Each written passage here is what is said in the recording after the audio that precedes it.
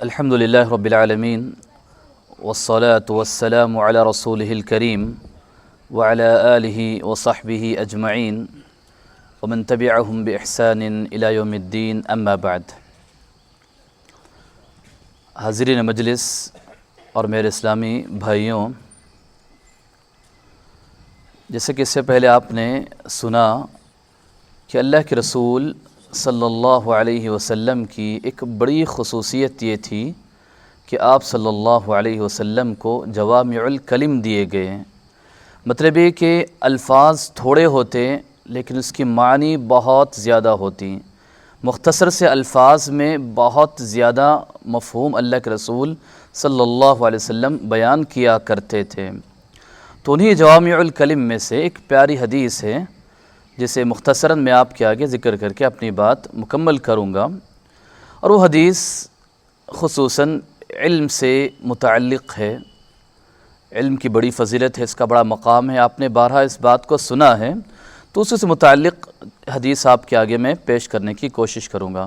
دیکھیے ام سلمہ رضی اللہ عنہا راویہ ہیں، وہ فرماتی ہیں کہ اللہ کے رسول صلی اللہ علیہ وسلم فجر کی نماز کے بعد یہ دعا کیا کرتے ہیں: اللہم انی اسألک علما نافعا ورزقا طیبا وعملا متقبلا. اب حدیث آپ نے سنی، مختصر سی حدیث ہے لیکن بہت معنی خیز ہے. ہمیں اس حدیث پر عمل کرنا چاہیے، ان دعا کا اہتمام کرنا چاہیے. نہ کہ صرف اہتمام کریں بلکہ اس کے معنی مفہوم کو سمجھ کر ہمیں دعا پڑھنی چاہیے، تب جا کر اس دعا ہماری زندگی میں حقیقی طور پر اثر انداز ہوگی. دیکھیے تین اس میں کلمات اللہ کے رسول صلی اللہ علیہ وسلم میں مختصر تین چھوٹے چھوٹے جملے ارشاد فرمائے ہیں. نمبر ایک، اللہم انی اسألک علما نافعا.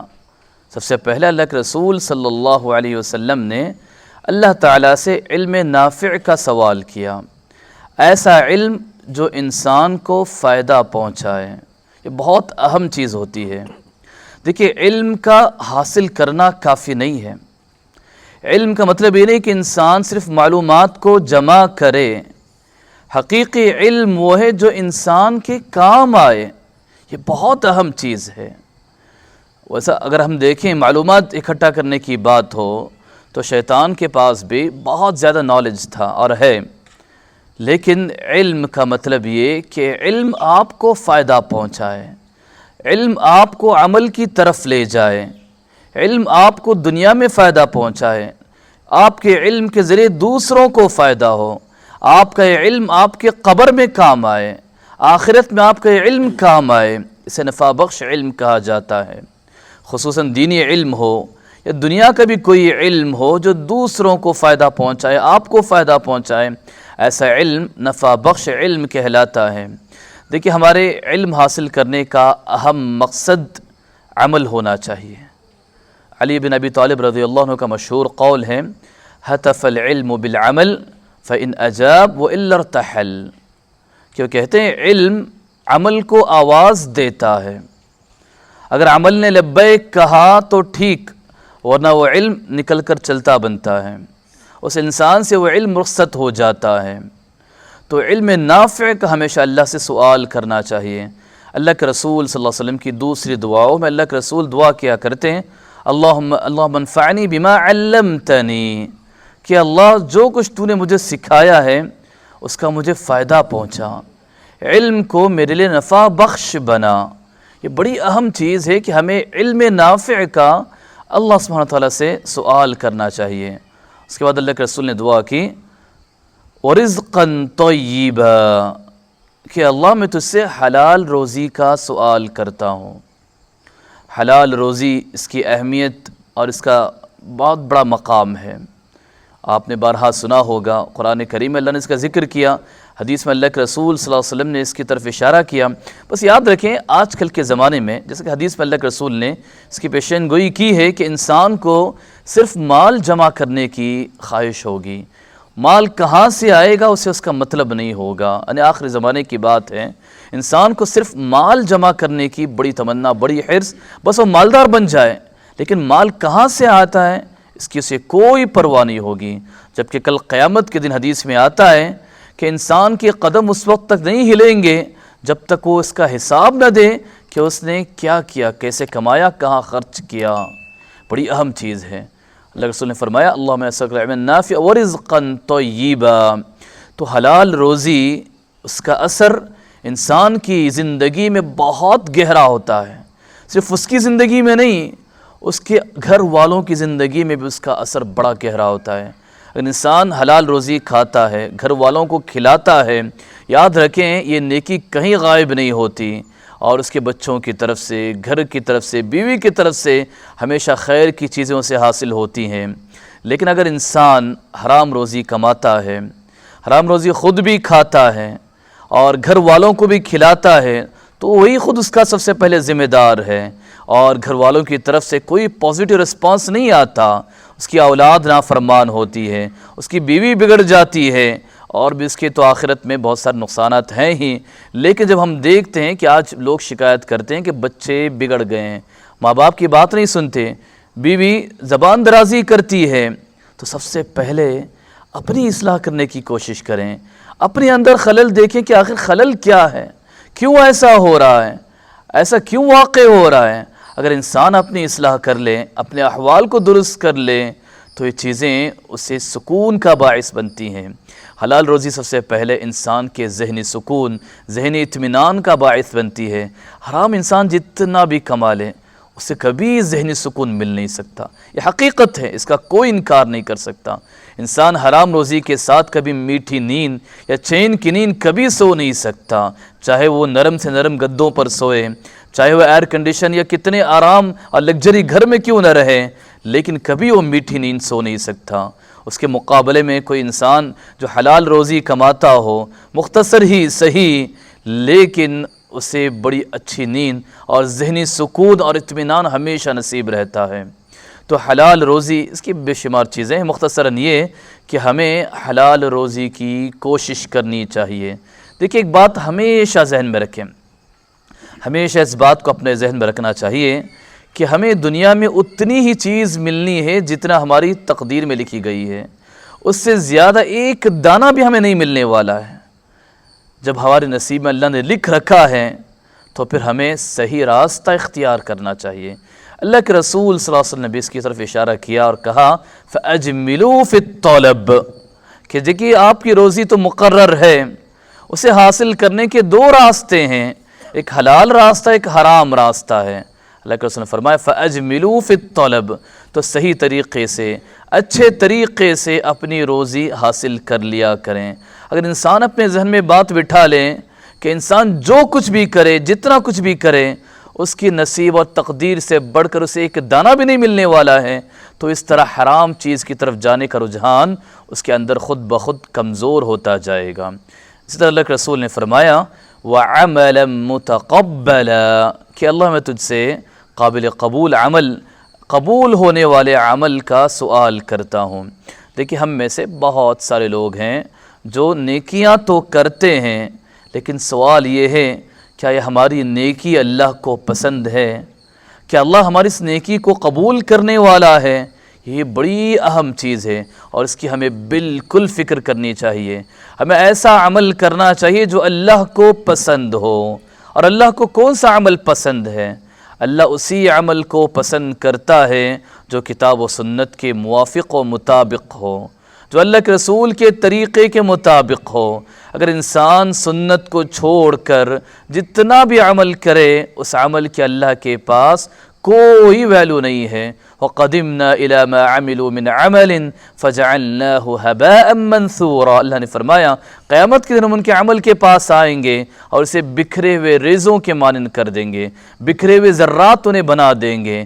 انسان جتنا بھی کوانٹٹی اصل مقصود نہیں ہے، شریعت میں کوالٹی مقصود ہے کہ آپ کا عمل کتاب و سنت کے موافق ہو، اگرچہ کہ تھوڑا ہی کیوں نہ ہو، اس میں جو خیر و برکت ہے اس عمل کے مقابلے میں کہ انسان اپنی پیشانیوں کو زمین پر رگڑ رگڑ کر عبادت کرے، لیکن اس کا عمل کتاب و سنت کے موافق نہ ہو، تو اللہ کو ایسے عمل کی بالکل ضرورت نہیں ہے۔ آپ جانتے ہیں کہ عمل کی قبولیت کی دو اہم شرطیں ہیں، نمبر ایک اخلاص، توحید ہو، اخلاص ہو، دوسری چیز اس کا عمل اللہ کے رسول صلی اللہ علیہ وسلم کے بتائے ہوئے طریقے کے مطابق ہو۔ تو ہمیں اس تعلق سے بھی فکر مند ہونا چاہیے کہ ہماری نمازیں، ہماری دیگر عبادتیں کیا یہ اللہ کے رسول صلی اللہ علیہ وسلم کے بتائے ہوئے طریقے کے مطابق ہے یا نہیں۔ چھوٹی سی چھوٹی بھی عبادت ہو، ہمیں فکر ہونا چاہیے کہ ہماری عبادت سنت کے مطابق ہو تاکہ اللہ اسے قبول کرے۔ یہ بڑی اہم چیز ہے۔ آج مسلمان ہم دیکھتے ہیں ہماری سوسائٹی معاشرے کو کہ بہت سارے مسلمان غفلت میں پڑے ہوئے ہیں۔ عبادتیں تو کرتے ہیں جن اللہ عبادت کی توفیق دیتا ہے، لیکن عبادت کی قبولیت کی فکر یہ بڑی اہم چیز ہوا کرتی ہے۔ تو سب سے پہلے ہمارا عمل سنت کے مطابق ہو، اس کے بعد ہمارے عمل کے قبول ہونے کی ہمیں اللہ سے دعا کرنی چاہیے۔ صحابہ و سلف کی زندگی کا مطالعہ کریں کہ سب سے پہلے وہ خوب عمل کیا کرتے تھے، پھر بھی انہیں ڈر ہوتا کہ ہمارا عمل کہیں ریجیکٹ نہ ہو جائے۔ آج ہماری حالت یہ ہے، عمل تو ہوتا نہیں، کچھ بہت تھوڑا موڑا عمل جو بھی ہو جائے اس کے قبول ہونے کا پورا یقین اور بالکل ٹینشن فری رہ جاتے ہیں۔ ایسی بات نہیں ہونی چاہیے۔ عمل کی قبولیت کی فکر ہو اور اس کے لیے اللہ سے ہم دعا کریں کہ اللہ ہمیں ایسے عمل کی توفیق دے جو عمل تیرے پاس قبول ہو۔ تو یہ تین چیزیں اللہ کے رسول صلی اللہ علیہ وسلم نے حدیث میں ذکر کی ہیں، بڑی امپورٹنٹ ہیں، اور ہماری زندگی کا یہ مین ہدف ٹارگٹ ہونا چاہیے۔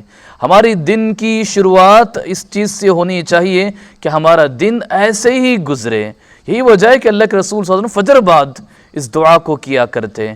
اس میں پیغام ہے کہ ہمارا دن کا شیڈیول اسی مطابق ہونا چاہیے، یا تو ہم علم حاصل کریں، ہمارا کوئی دن ایسا نہ ہو جس میں ہم علم حاصل نہ کریں، کیونکہ اللہ کے رسول صلی اللہ علیہ وسلم نے اس دعا میں علم کو سب سے پہلا مقام دیا ہے۔ سب سے پہلا جس چیز کا اللہ کے رسول نے سوال کیا وہ علم نافع ہے۔ تو ہمارے دن کا سب سے اہم مقصد وہ کیا ہے؟ علم حاصل کرنا۔ دیکھیں امام احمد بن حنبل رحمہ اللہ نے بڑی اہم بات ارشاد فرمائی ہے کہ لوگوں کو کھانے پینے سے زیادہ بڑھ کر علم حاصل کرنے کی ضرورت ہے، کیونکہ انسان دن میں 1-2 مرتبہ کھاتا پیتا، ان کے زمانے کے اعتبار کی بات ہے، انسان دن میں 1-2 مرتبہ اسے کھانے پینے کی ضرورت پڑتی ہے، لیکن جب تک اس کی سانسیں چلتی ہے تب تک اسے برابر علم کی ضرورت پڑتی ہے۔ تو یاد رکھیں اللہ کے رسول صلی اللہ علیہ وسلم نے دعا میں جو بات فرمائی کہ علم نافع کا اللہ کے رسول نے سوال کیا، تو ہمارے دن کا سب سے اہم شیڈیول ہو۔ دیکھیں ہمارے بہت سارے دن میں شیڈیول رہتے ہیں، بہت سارے کام ہمارے پاس رہتے ہیں، لیکن کیا ہم نے کبھی علم کو پریفرنس دیا ہے؟ کیا کبھی ہم نے سب سے پہلے علم کو رکھا ہے؟ اس چیز کی طرف ہمیں توجہ دینے کی ضرورت ہے۔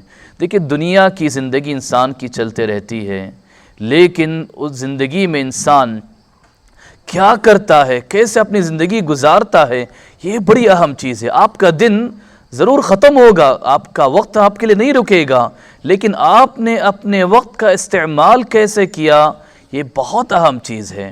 تو اپنی زندگی میں روزانہ کے ٹائم ٹیبل میں علم کو اہمیت دے۔ علم سیکنڈری نہیں ہے، اللہ کے رسول کی اس دعا سے پتہ چلتا ہے کہ علم سیکنڈری نہیں ہے۔ آپ کسی بھی کام میں لگیں آپ کو علم کی ضرورت پڑے گی۔ دیکھیں اللہ کے رسول نے اس حدیث میں سب سے پہلے علم نافع کا سوال کیا، سیکنڈ نمبر پر حلال روزی کا سوال کیا۔ اچھا تو سوال یہ ہے کہ آپ کو کیسے پتہ چلے گا کہ روزی حلال ہے روزی حرام ہے؟ اسی علم کے ذریعے آپ کو پتہ چلے گا کہ یہ روزی حلال ہے یہ روزی حرام ہے، یہ طریقہ صحیح ہے طریقہ غلط ہے۔ تو علم یہاں بہت معنی رکھتا ہے۔ اچھا اس کے بعد عمل متقبلہ، عمل کے اللہ کے رسول نے دعا کی، تو آپ کو کیسے پتہ چلے گا یہ عمل صحیح یا عمل غلط ہے، یہ عمل سنت کے مطابق یا عمل بدعت ہے؟ اسی علم کی روشنی میں آپ کو پتہ چلے گا کہ یہ عمل سنت ہے، یہ عمل بدعت ہے، یہ عمل درست ہے، یہ عمل غلط ہے۔ تو علم ہمیشہ ہمارے آگے رہنا چاہیے۔ ہمارا جو بھی شیڈیول ہو، ٹائم ٹیبل ہو، ہم علم کے لیے وقت نکالیں۔ سوال یہ ہے کہ بہت سارے لوگ کہتے ہیں ہمارا دن کا شیڈیول بہت ٹائٹ رہتا ہے، آفس کا ٹائم ہو، بزنس کا ٹائم ہو، وقت ہی نہیں ملتا، فرصت ہی نہیں ملتی، ہم کیسے علم حاصل کریں؟ یاد رکھیں بہت سارے ذرائع ہیں۔ اگر انسان اپنے ٹائم کو آرگنائز کرے، اپنے وقت کو ترتیب دے، انسان بہت کچھ کر سکتا ہے، بہت کچھ کر سکتا ہے۔ اور سلف کے زمانے کی بات نہیں، سلف نے بہت کچھ کیا. سوال ہے کہ سلف نے بہت سارے کام کیے، یہ ہمیں کیوں کر نہیں سکتے؟ کر سکتے ہیں، بس یہ کہ انسان اپنے ٹائم کو آرگنائز کرے، اپنے ٹائم کو اچھی ترتیب دے. اور سلف کے زمانے کی تو بے شمار مثالیں ہیں ہی. اگر ہم موجودہ زمانے کو بھی دیکھتے ہیں، ایسے بہت سارے لوگ آج بھی پائے جاتے ہیں جو پروفیشنل ہیں، اپنے کام میں اتنے مصروف ہونے کے باوجود برابر علم کے لیے وقت نکالتے ہیں. بس آپ کا کمٹمنٹ چاہیے، آپ کا عزم چاہیے، آپ کا پکا ارادہ چاہیے. جب آپ کا ارادہ ہو، آپ کی نیت برابر ہو، درست ہو، تو اللہ سبحانہ تعالیٰ بھی آپ کے لیے آسانیاں پیدا کرتا. اللہ نے فرمایا وَالَّذِينَ جَاهَدُوا فِينَا لَنَهْدِيَنَّهُمْ سُبُلَنَا، جو ہمارے راستے میں محنت کرتا ہے ہم اس کے لیے راستے کھولتے جاتے ہیں، راستے ہم اس کے لیے آسانیاں پیدا کرتے جاتے ہیں. تو یاد رکھیں، جو آج کی مجلس جمی ہے، الحمدللہ اس ٹیم کو، اس جماعت کو دیکھ کر کافی خوشی ہوئی، لیکن یہ صرف ریزورٹ یا فارم ہاؤس میں ایسی تعداد دکھنی نہیں چاہیے، دروس میں بھی ایسی ہی تعداد نظر آنی چاہیے، تب حقیقت میں اس ٹیم کا فائدہ ہوگا. دیکھیے، جیسے میں نے بتایا کہ علم آپ کیسے حاصل کر سکتے ہیں. سب سے پہلے اپنے وقت کو آرگنائز کریں، ٹائم کی ترتیب دیں. آپ کا روزانہ کا جو شیڈول ہے، تو کیا آپ سے کھانا پینا مس ہوتا ہے؟ کیا آپ واش روم جانے سے کبھی پیچھے ہٹتے ہیں؟ جو آپ کی ضروریات وہ ہونی ہی ہے، اس کے علاوہ کوئی آپشن نہیں ہے. آپ اس کے لیے اپنا وقت ضرور نکالتے ہیں. اگر آپ کے پاس بھی علم کی اہمیت ہے تو آپ کے پاس بھی اس کے لیے ضرور دن میں کہیں نہ کہیں وقت ضرور نکل آئے گا، تو اس کی طرف توجہ دیں. اور اگر دیکھیں پڑھنا اور مطالعہ کرنا دشوار کام ہو، تو یاد رکھیں فجر کی نماز تو ہم ادا کرتے ہیں مسجد میں، جو فجر کے بعد کا درس ہوتا ہے کبھی اسے مس نہ کریں. اوکے، روزانہ مشکل ہوتا ہے، ویکلی جو درس ہوتا ہے، آپ کا جو فری ٹائم ہوتا ہے، اسے کبھی مس نہ کریں. یہ ہفتہ واری جو دروس ہیں، یہ کوئی معمولی چیز نہیں، یہ اللہ کے رسول کی سنت ہے. اللہ کے رسول صلی اللہ علیہ وسلم بھی خواتین میں اور بعض صحابہ کرام کو ہفتے میں ایک دن مقرر کیا کرتے تھے، جس میں اللہ کے رسول صلی اللہ علیہ وسلم ان کے لیے درس کا انعقاد کیا کرتے تھے. تو اسے عبادت کی نیت سے آئیں تو عبادت کا اجر و ثواب تو ساتھ، اور آپ کے علم میں بھی اضافہ ہوگا. اسی طرح محترم حضرات، اپنے وقت ہم علم کیسے حاصل کریں ہمارے اس بیزی شیڈیول کے ساتھ؟ اس کا ایک طریقہ یہ ہے کہ آپ کے جو دوست و احباب ہوں وہ اچھے لوگ ہوں، علم دوست لوگ ہوں. ایسے ہی لوگوں سے آپ اپنی دوستی رکھیں، دوستی باقی رکھیں، اور ایسے ہی لوگوں سے آپ دوستی بنائیں. اگر آپ کے دوست و احباب جو علم سے دور رہنے والے ہوں تو اس کا اثر آپ پر پڑے گا اور آپ کا وقت ضائع ہوگا. دیکھیے، آپ جس سے بھی دوستی کریں تو آپ کا وقت ضائع نہیں ہونا چاہیے. آپ کو کچھ نہ کچھ نیا سیکھنے کو ملے، یا آپ اسے سامنے والے کو فائدہ پہنچائیں. تو اچھی صحبت اختیار کریں، اچھے دوست آپ بنائیں جو علم سے تعلق رکھتے ہوں، جو علماء سے تعلق رکھتے ہوں، جو علم کی نشر و اشاعت کیا کرتے ہوں.